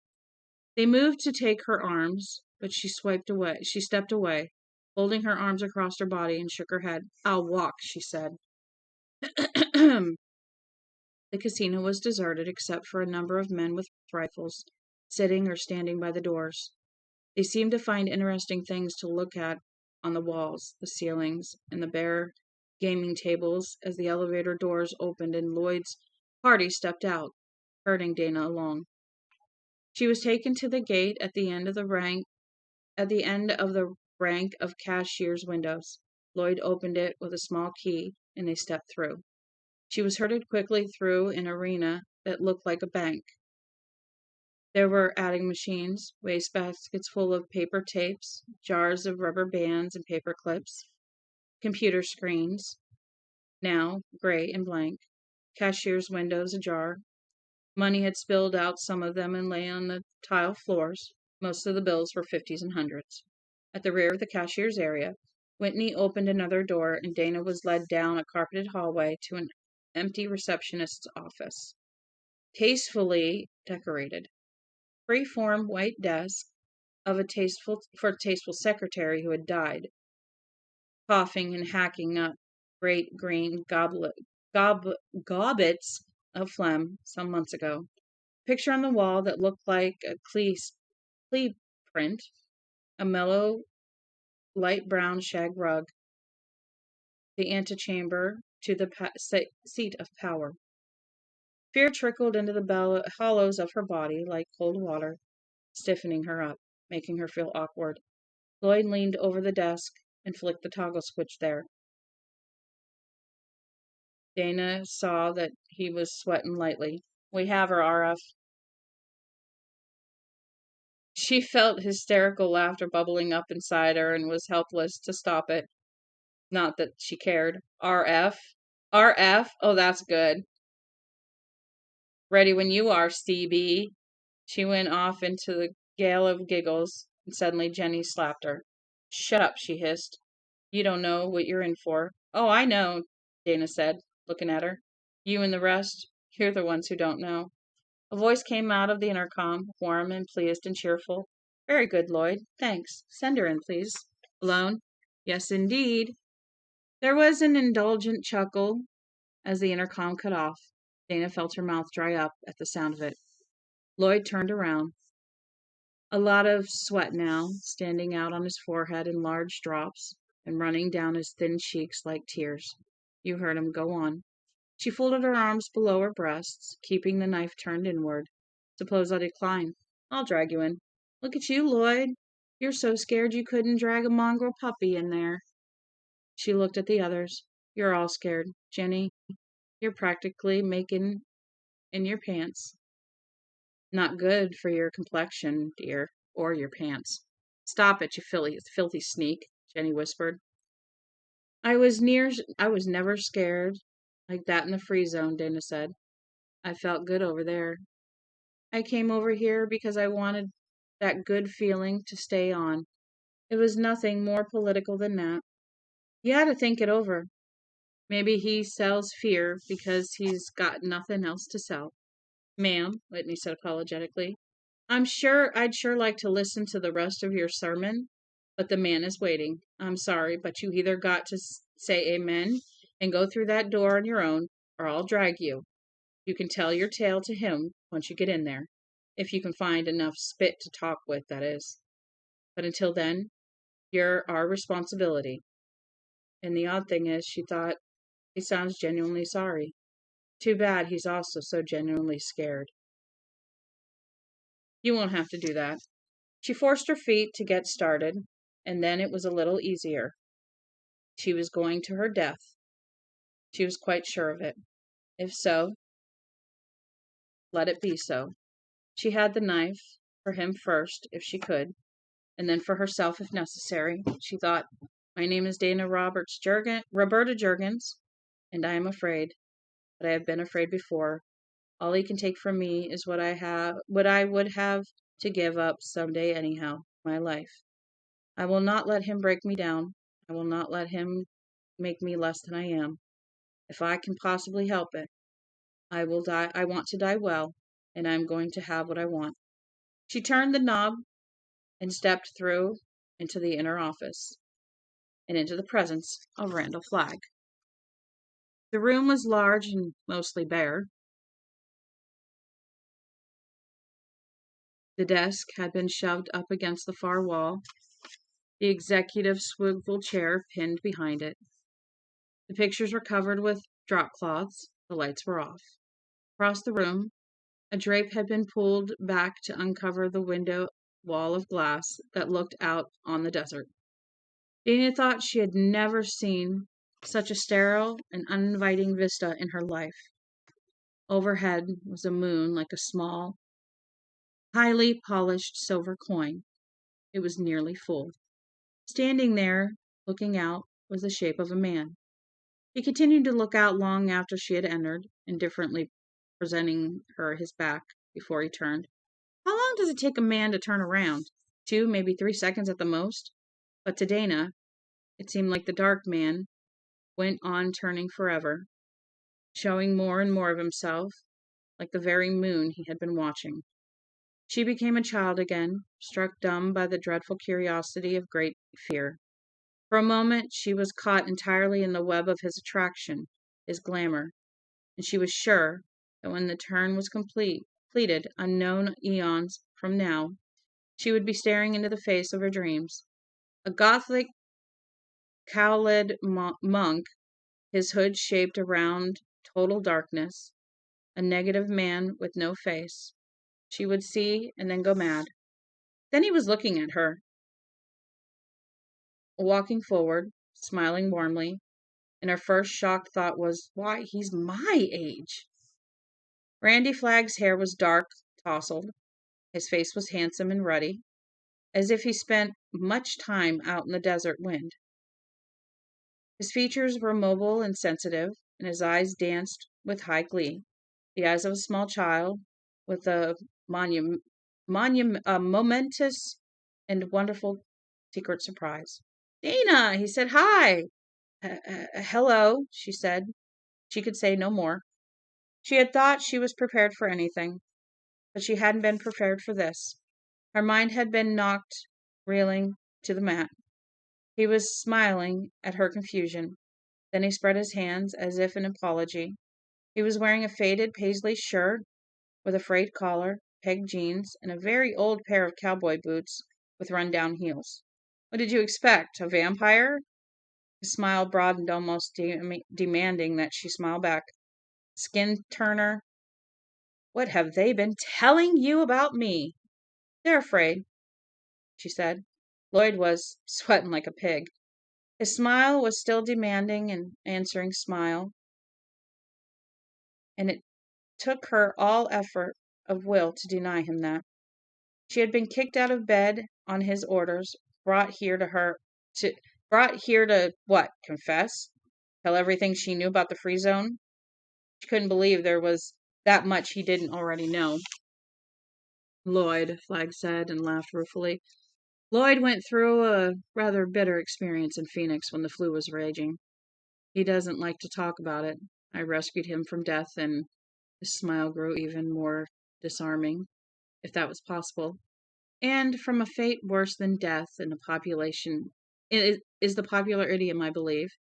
He's associated me with that experience to a great degree, although his situation was not of my doing. Do you believe me? She nodded slowly.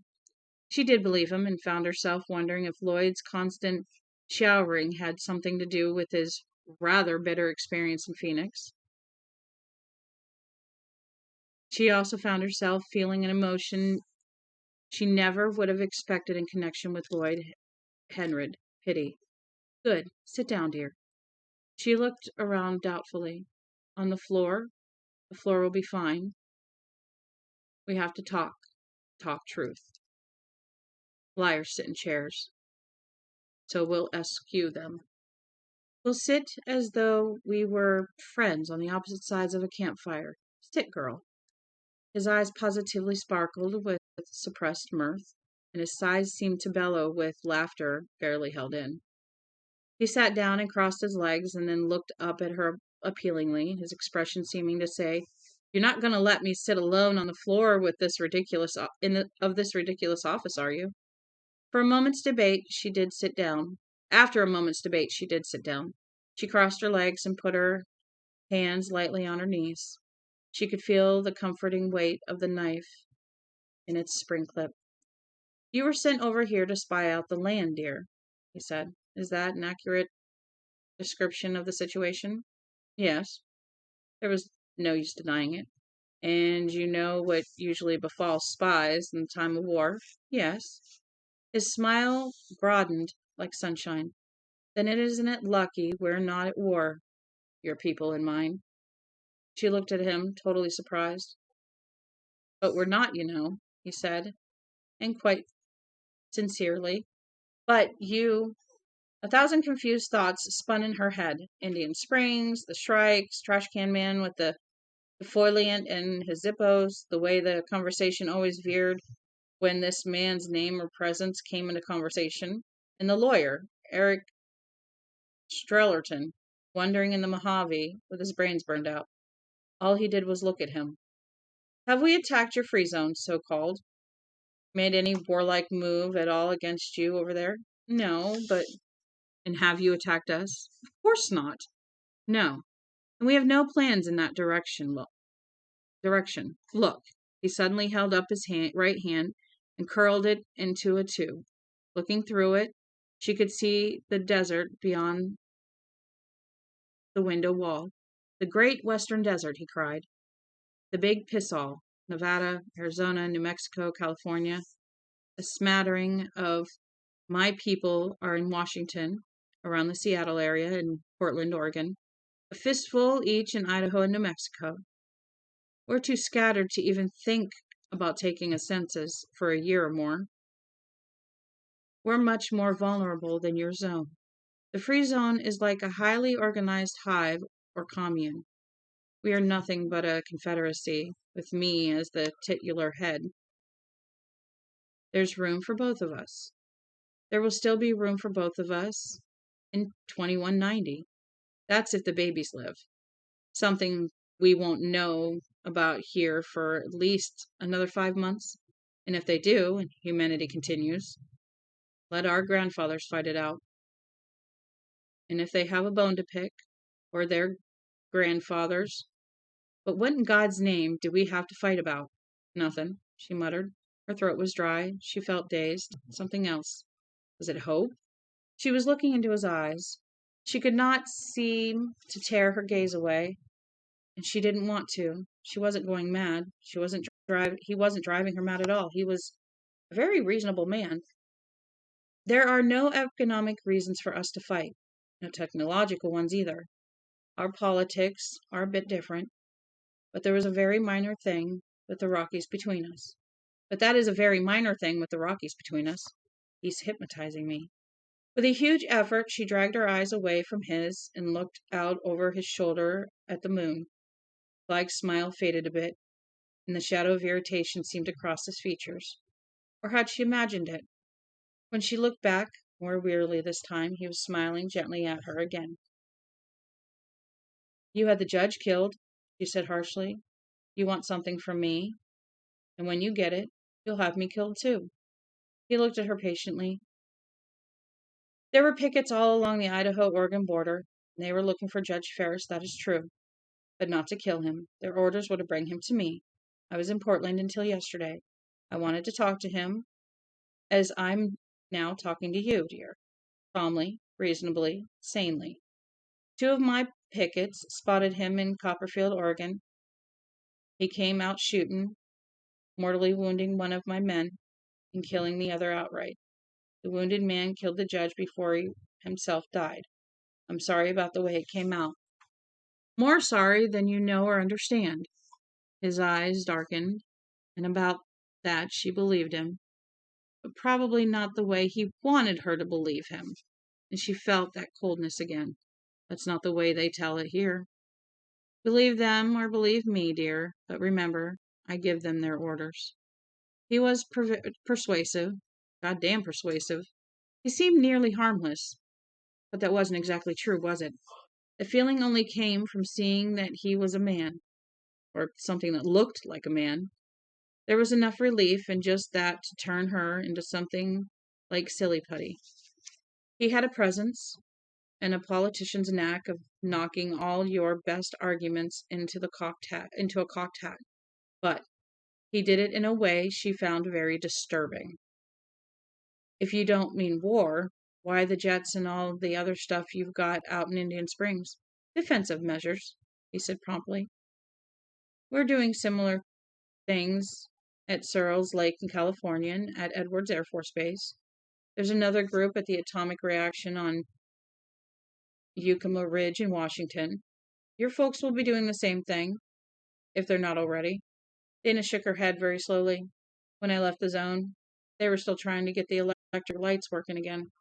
And I'd be happy to send them 2 or 3 technicians, except I happen to know that your Brad Kitchener already has things going nicely. They had a brief outage yesterday, but he solved the problem very quickly. There was a power out overload out on Arapahoe. And how do you know all that? Oh, I have my ways, Flagg said genially. The old woman came back, by the way. Sweet old woman. Mother Abigail? Yes. His eyes were distant and murky. Sad, perhaps. She's dead. A pity. I really had hoped to meet her in person. Dead. Mother Abigail is dead. The murky looked cleared, and he smiled at her. Does it really surprise you so much? No. But it surprises me that she came back. And it surprises me even more that you know.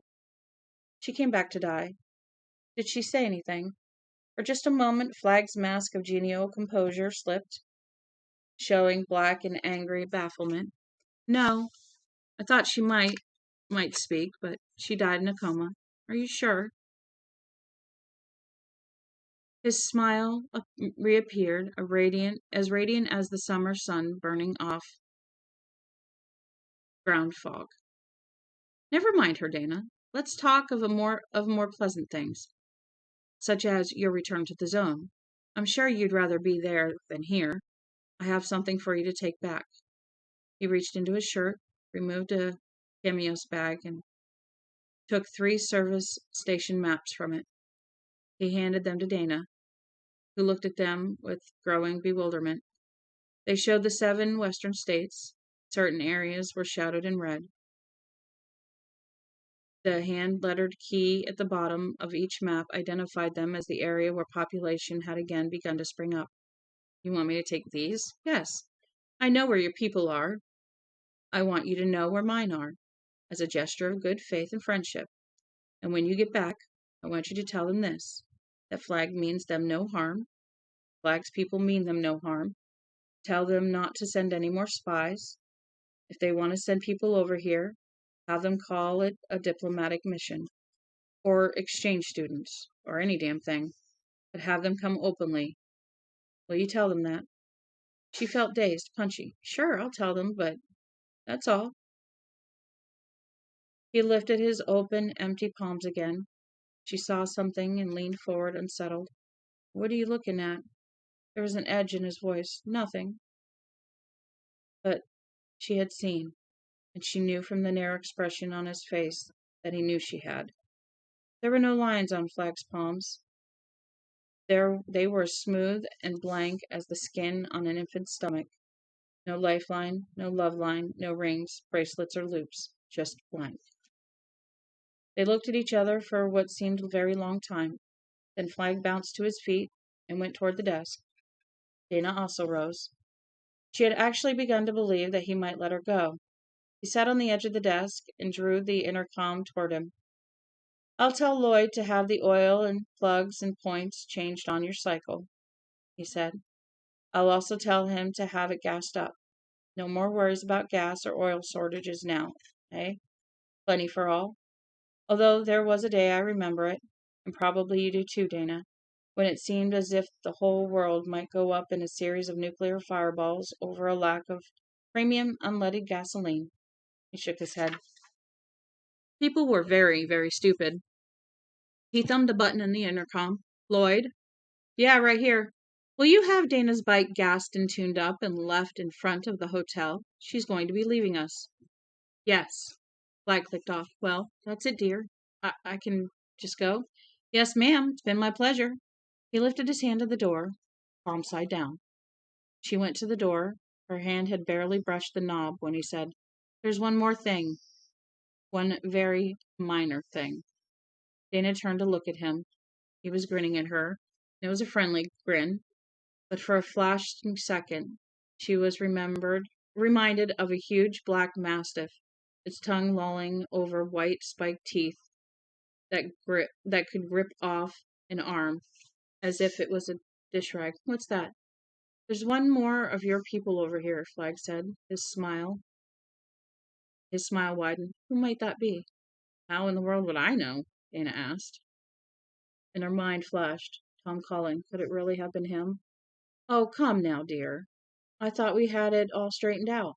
Really, she said. Look at it straight ahead, and you'll see I'm being dead honest. The committee sent me and the judge, and who knows how many others. And they were very careful, just so we couldn't tattle on each other if something, happened. If we decided to pull some fingernails, okay, yes. I was approached by Sue Stern.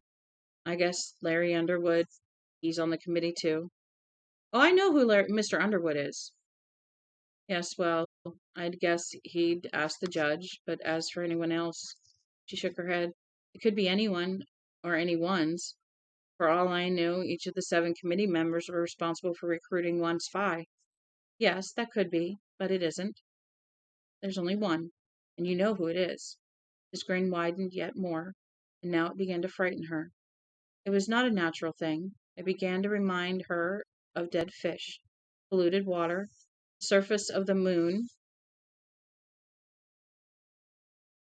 seen through a telescope. It made her bladder feel loose and full of hot liquid. You know, I repeated. No, Flagg bent over the intercom again. Has Lloyd left? No, I'm right here. Expensive intercom. Good reproduction. Hold off a bit on Dana's cycle, he said. We still have a matter to. He looked at her and his eyes glimmered speculatively. To thrash out in here. He finished. Okay. The intercom clicked off. Flagg looked at her smiling, hands folded. He looked for a long time. Dana began to sweat. His eyes seemed to grow larger and darker. Looking into them was like looking into wells which were very old and very deep. This time, when she tried to drag her gaze away, she couldn't. Tell me, he said very softly. Let's not have any unpleasantness, dear. From far off, she heard her voice say, This whole thing was a script, wasn't it? A little one-act play? Dear, I don't understand what you mean. Yes, you do. The mistake was having Lloyd answer so fast. When you say frog around here, they jump. He would have been halfway down the strip with my cycle, except you told him to stay, because you never intended to let me go. Dear, you've got a terrible case of unfounded paranoia. It was your experience with those men, I suspect. The ones with the traveling zoo. It must have been a terrible thing. This could be a terrible thing, too. And we don't want that, do we? His strength was draining away. Her strength was draining away. It seemed to be flowing down her legs in perfect lines of force. With the last of her will, she turned her numb right hand into a fist and struck herself above the right eye. There was an air burst of pain inside her skull, and her vision went wavery. Her head rocked back and struck the door with a hollow whack.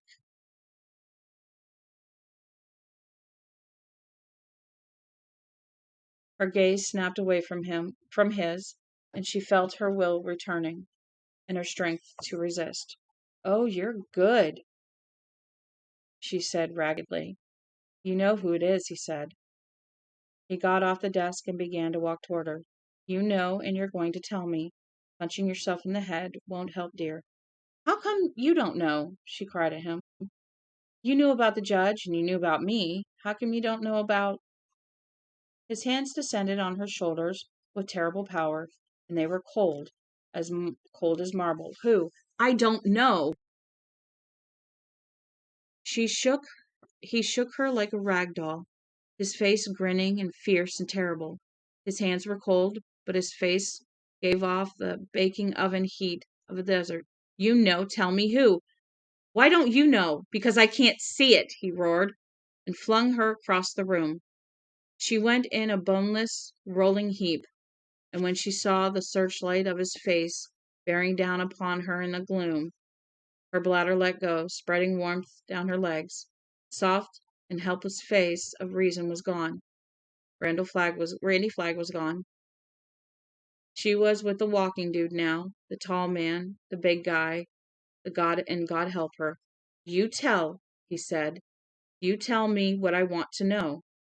She gazed at him and then slowly got to her feet. She felt the weight of the knife laying against her forearm. "Yes, I'll tell you," she said. "Come closer." He took a step toward her, grinning. "No, a lot closer. I got to whisper it in your ear." He came closer still. She could feel baking heat, freezing cold. There was high, atonal singing in her ears. She could smell damp rot, high, sweet, and cloying. She could smell madness, like dead vegetables in a dark cellar. "Closer," she whispered huskily. He took another step, and she cocked her right wrist in viciously. She heard the spring click. Weight slapped into her hand. "Here!" she shrieked hysterically, and brought her arm in a hard sweep, meaning to gut him, leaving him to blunder around the room, with his intestines hanging out in steaming loops. Instead, he roared laughter, hands on his hips, flaming face cocked back, squeezing and contorting with great good humor. "Oh, my dear," he cried, and went off into another gale of laughter. She looked stupidly down at her hand. It held a firm yellow banana with a blue and white Chiquita sticker on it. She dropped it, horrified, to the carpet, where it became a slickly yellow grin mimicking Flagg's own. "You'll tell," he whispered. "Oh, yes, indeed you will." And Dana knew he was right. She whirled quickly, so quickly that even the dark man was momentarily caught by surprise. One of those black hands stretched out and caught only the back of her blouse, leaving him with nothing more substantial than a swatch of silk. Dana leaped into the window wall. "No!" he screamed, and she could feel him before her like a black feel him after her like a black wind. She drove with her lower legs, using them like pistons, hitting the window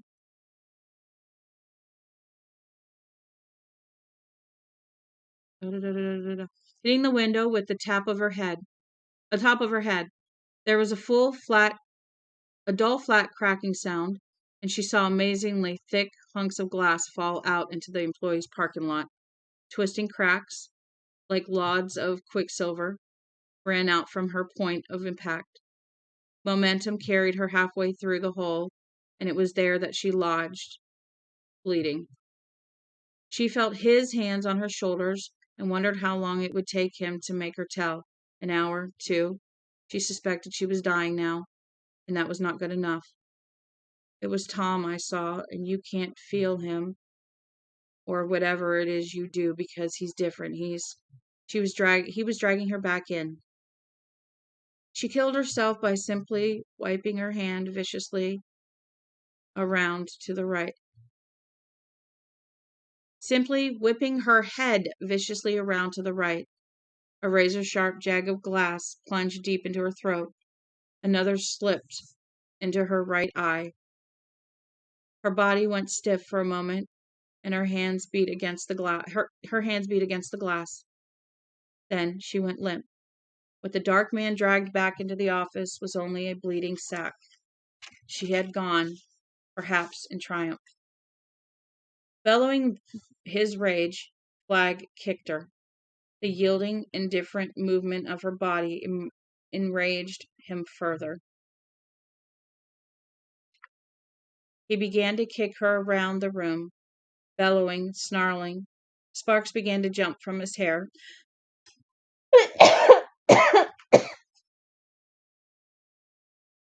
As if somewhere inside him, the cyclotron had hummed into life, building up an electric field and turning him into a battery.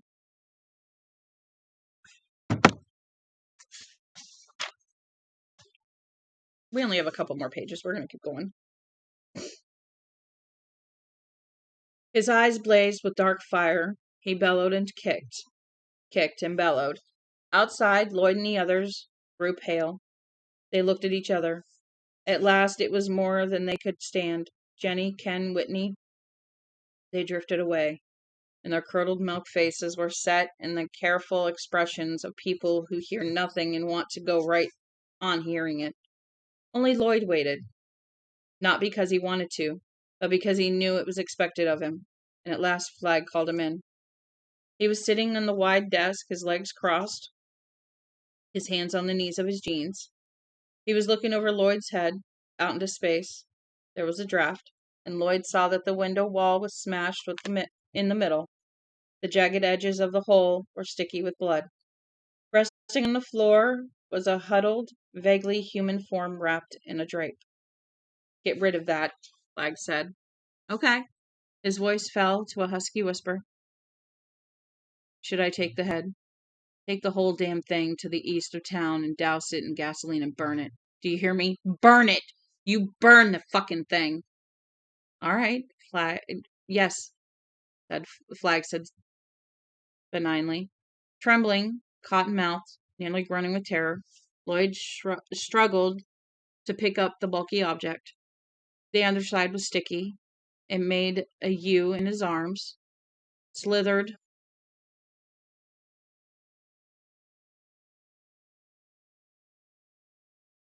through them, and thumped back to the floor. He threw a terrified glance at Flagg, but he was still in a semi-lotus, looking outward. Lloyd got a hold of it again, clutched it, and staggered toward the door. "Lloyd?" He stopped. He stopped and looked back. A little moan escaped him. Flagg was still in the semi-lotus, but now he was floating about 10 inches above the desk, still looking serenely across the room. "What?" "Do you still have the key I gave you in Phoenix?" "Yes." "Keep it handy. The time is coming." "All right." He waited, but Flagg did not speak again. He hung in the darkness, a mind-boggling Hindu's fakir's trick, looking outward, smiling gently. Lloyd left quickly, happy as always just to go with his life and his sanity. That day was quiet in Vegas. Lloyd arrived back around 2 p.m., smelling of gasoline. The wind had started to rise, and by 5 o'clock it was howling up and down the strip and making forlorn hooting noises between the hotels. The palms, which had begun to die without city water in July and August, flapped against the sky like tattered battle flags. Clouds, in strange shapes, scudded overhead. In the Cub Bar, Whitney Horgan and Ken DeMont sat drinking bottled beer and eating egg salad sandwiches. 3 old ladies, the weird sisters everyone called them, kept chickens on the outskirts of town, and no one could seem to get enough eggs. Below, Whitney and Ken in the casino, little Denny McCarthy was crawling happily around on one of the crap tables with an array of plastic soldiers. And this was the picture that was drawn for the interaction between Dana and Flagg. And there's never anything written on the other side. It's always a blank page. Look at that little squirt, Ken said fondly. Someone asked me if I'd watch him an hour. I'd watch him all week. I wish to God he was mine. My wife only had the one, and he was 2 months premature. Died in the incubator the 3rd day out. He looked up at Lloyd as Lloyd came in. Hey, Denny, Lloyd called. Yoid! Yoid! Denny cried. He ran to the edge of the crap table, jumped down, and ran to him. Lloyd picked him up, swung him, and hugged him hard. Got kisses for Lloyd? He asked. Denny smacked him with nosy kisses. I got something for you, Lloyd said, and took a handful of foil-wrapped Hershey Kisses from his breast pocket. Denny crowed with delight and clutched them. Lloyd, what, Denny? Why do you smell like a gasoline pile? Lloyd smiled. I was burning some trash, honey. You go on and play. Who's your mommy now? Angelina. He pronounced it Angelina. Then Bonnie again. I like Bonnie, but I like Angelina too. Don't tell her Lloyd gave you candy. Angelina will spank Lloyd. Denny promised not to tell and ran off giggling at the image of Angelina spanking Lloyd. In a minute or two, he was back on the don't come line of the crap table, generaling his army with his mouth crammed full of chocolate. Whitney came over, wearing his white apron. He had 2 sandwiches for Lloyd and a cold bottle of hams. Thanks, Lloyd said. Looks great. At homemade Syrian bread, Whitney said proudly. Lloyd munched for a while. Has anyone seen him? He asked at last. Ken shook his head. I think he's gone again. Lloyd thought it over. Outside, the stranger-than-average gust of wind shrieked by, sounding lonely and lost in the desert. Denny raised his head uneasily for a moment and then bent back to play. I think he's around somewhere, Lloyd said finally. I don't know why, but I do. I think he's around waiting for something to happen. I don't know what. Whitney said in a low voice, You think he got it out of her? No, Lloyd said, watching Denny. I don't think he did. It went wrong for him somehow. She got lucky, or she outthought him. And that doesn't happen often. It doesn't matter in the long run, Ken said. And he looked troubled just the same. No, it won't. Lloyd listened to the wind for a while. Maybe he's gone back to L.A. But he didn't really think so. His face showed it. Whitney went back to the kitchen and produced another round of beer. They drank in silence, thinking disquieting thoughts. First the judge, now the woman, both dead, and neither had talked. Neither had been unmarked as he had ordered. It was as if the old Yankees of Mantle and Maris and Ford had lost the opening 2 games of the World Series. It was hard for them to believe, and frightening. The wind blew hard all night. And that's where we're going to stop for now. I want to go back a little bit. Ford. Denny is 4. That's what I was looking for. So Denny is a 4-year-old, and that makes a lot of sense. So we have gotten to 63. So we went through 3 chapters. And I think the reason for that is because 60 and 61 were really small. So that takes up a couple readings right there because I'm counting 1 chapter per reading. So we got to 62. And it's like 3, 4, 5, 6, 7, 6, 8, 6, 9, 70, 71, 2, 7, 3, 4, 5, 6, 7, 9. Okay, we actually might get through like the last 2, 3 chapters of the book in one sitting as well. So we might actually get through this by the middle of next week. We might get through it before that because I might be able to read a lot more. So it just depends on how big the chapters are. But today we got about 2 hours in, which is just about good. So I am going to take off. I've got to head downtown. I will talk to you all very soon. I will be back tonight at 7 o'clock, and we will read 63 and then go from there. So hopefully I will see you all tonight. You guys have a good day. Stay warm, stay cool, whichever part of the, planet you're on.